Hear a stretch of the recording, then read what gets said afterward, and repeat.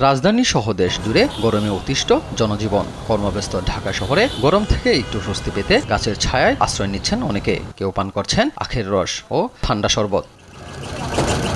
গরমের তীব্রতা থেকে বাঁচতে কেউ আবার আশ্রয় নিচ্ছেন পার্কে। দেখা যায় শান্ত ছায়ায় খুশগল্প করছেন প্রিয়জন ও পরিবারের সদস্যদের সঙ্গে।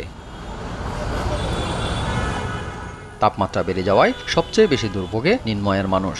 গরমে হিমশিম খাচ্ছেন বিভিন্ন শ্রেণী পেশার মানুষ।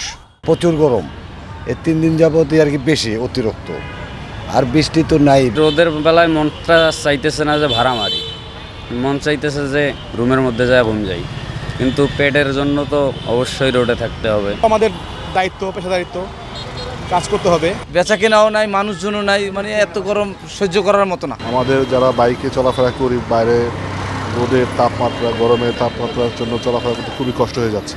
দেশের উত্তরাঞ্চল ও রাজধানীতে সবচেয়ে বেশি তাপমাত্রা বিরাজ করছে। আবহাওয়া অধিদপ্তর জানায় আগামী 3 দিন থাকবে এ তাপপ্রবাহ।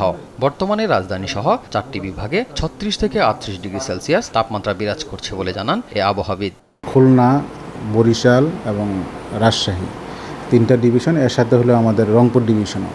টোটাল 4টা ডিভিশনে আমাদের তাপপ্রবাহ, 4টা ডিভিশনে সবগুলো জেলায়, আর ঢাকার সহ আরও 8টা জেলায় প্রায় আমাদের তাপপ্রবাহ হয়ে যাচ্ছে।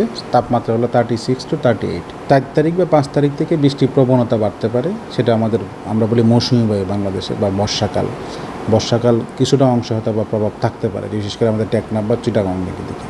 ওইখানে আগে বৃষ্টিটা শুরু হতে পারে, তারপর হয়তো উত্তরাংশে আমাদের বৃষ্টিপাতের প্রবণতাটা বাড়তে পারে। তো 5 তারিখ বা 6 তারিখের কাছাকাছি তাপমাত্রা অনেকটা কমে আসতে পারে সারা দেশে। 4 থেকে 5 জুন মৌসুমি বায়ু প্রবাহিত হলে তাপমাত্রা কিছুটা কমতে পারে বলে জানায় অধিদপ্তর। AH হিমেল, দেশ টিভি, ঢাকা।